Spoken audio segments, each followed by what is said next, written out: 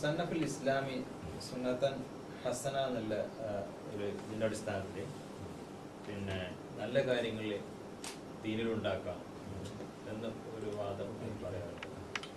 അത് സംഭവം വെച്ചാല് നബി സല്ലല്ലാഹു അലൈഹി വസല്ലം തങ്ങളുടെ മൗലിദ് നബിന്റെ കാലത്ത് ഇല്ലല്ലോ. അപ്പൊ നമ്മളൊരു മൗലിദ് ഉണ്ടാക്കുകയാണ്. അപ്പൊ അതെങ്ങനെ ബിദ്അത്താവുന്നത്, തെറ്റാവുന്നത് എങ്ങനെ? നല്ല കാര്യമല്ലേ? അപ്പൊ അതുകൊണ്ട് നല്ല കാര്യം ഉണ്ടാക്കുന്നതിന് ഒരു ഹദീസ് കണ്ടെത്തിയതാണ്. മൻ സന്ന ഫിൽ ഇസ്ലാമി സുന്നത്തൻ ഹസനത്തൻ ഫലഹു അജ്റുഹു മൻ അമില ബിഹാ എന്ന ഒരു ഹദീസ് സംഘടിപ്പിച്ചുണ്ടാക്കിയതാണ്. എന്നാൽ അതിൽ പറയുന്ന ഈ കഥയൊന്നുമല്ല.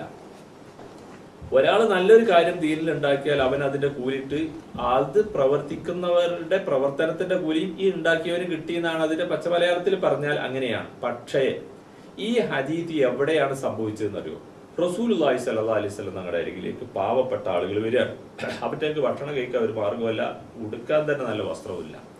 അപ്പൊ അവരെ സഹായിക്കണം എന്ന് പറഞ്ഞ് റസൂൽ സഹാബാക്കളോട് പറഞ്ഞു. സദസ്യരായ സഹാബാക്കളുടെ കയ്യിൽ കാര്യമായിട്ടൊന്നുമില്ല. അപ്പൊ ഈ സഹാബാക്കൾ ഇങ്ങനെ മിണ്ടാതെ നിൽക്കുകയാണ്. ഇവറ്റങ്ങള് ഒരു നേരത്തെ ഭക്ഷണം പോലും ഇല്ലാതെ പ്രയാസപ്പെട്ട അവിടെ വന്ന് നിൽക്കുകയും ചെയ്യാം. അപ്പൊ സഹാബികൾ ആരും എണീറ്റ് വരുന്നില്ല, എന്തെങ്കിലും ഒരിക്കലും കൊടുക്കാൻ. നബി പറയുന്നത് എല്ലാവരും കൊണ്ട് കഴിയുന്നത് ചെയ്യണം എന്നൊക്കെ പറഞ്ഞു. അപ്പൊ എന്താ കാര്യമായിട്ട് എന്താ ഉള്ളത്? ഒന്നുമില്ല കാര്യമായിട്ടായിരിക്കും. അവസാനം ഒരു സഹാബി അദ്ദേഹത്തിന്റെ കൈ നിറയെ അദ്ദേഹത്തിന്റെ കയ്യിലുള്ളതൊക്കെ കൂടെ കൊടുത്തിട്ട് റസൂലുള്ളാഹിന്റെ തന്നെ കൊണ്ടേ കൊടുത്തു. അദ്ദേഹം കൊണ്ടുവന്ന് കൊടുക്കുന്നത് കണ്ടപ്പോ ബാക്കിയുള്ള ആളുകൾ അവൻ കൊടുക്കുകയാണെങ്കിൽ പിന്നെ ഇപ്പൊ നമ്മളിപ്പോ എന്താ നോക്കിക്കണ്, നമ്മൾ കൊടുക്കണല്ലോ, അവന് നമ്മളെക്കാണാൻ പ്രയാസമുള്ള ആളല്ലേ എന്നുള്ള അവര് അങ്ങനെ എല്ലാവരും കൊണ്ടുവന്ന് കൊടുത്ത് അവരുടെ പ്രയാസം പരിഹരിച്ച ഒരു രംഗമുണ്ട്.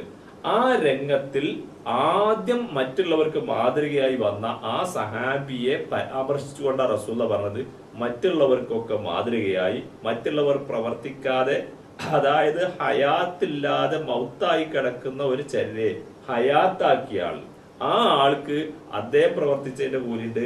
അദ്ദേഹം പ്രവർത്തിച്ചതിന് ശേഷം മറ്റുള്ളവർ പ്രവർത്തിച്ചപ്പോൾ അവരുടെ പ്രവർത്തനത്തിന്റെ കൂലി ഇദ്ദേഹത്തിന് കിട്ടും എന്നാണ് റസൂലുള്ളാഹി സ്വല്ലല്ലാഹു അലൈഹി വസല്ലം പറഞ്ഞത്. അതല്ലാതെ ദീനിൽ ഒരു പുതിയൊരു ഇബാദത്ത് ഉണ്ടാക്കിയാൽ അത് ഉണ്ടാക്കിയവനും കൂലി, അത് ചെയ്യുന്നവരുടെ പ്രവർത്തനത്തിനും കൂലി എന്ന രൂപത്തിൽ അല്ല. അതായത് ഹയാത്താവാതെ കിടക്കുന്ന നബിന്റെ സുന്നത്തുകൾ ഹയാത്താക്കുന്നതിനുള്ള പ്രതിഫലമാണ് ആ പറഞ്ഞത്. ഹദീസ് 100% ഇവിടെ തെറ്റിദ്ധരിപ്പിക്കാൻ വേണ്ടിയാണ് മുസ്ലിയാക്കന്മാർ ഉപയോഗപ്പെടുത്തിയിട്ടുള്ളത് എന്നാണ് നമ്മൾ മനസ്സിലാക്കുന്നത്. പിന്നെ ചെയ്യാത്ത അല്ലെങ്കിൽ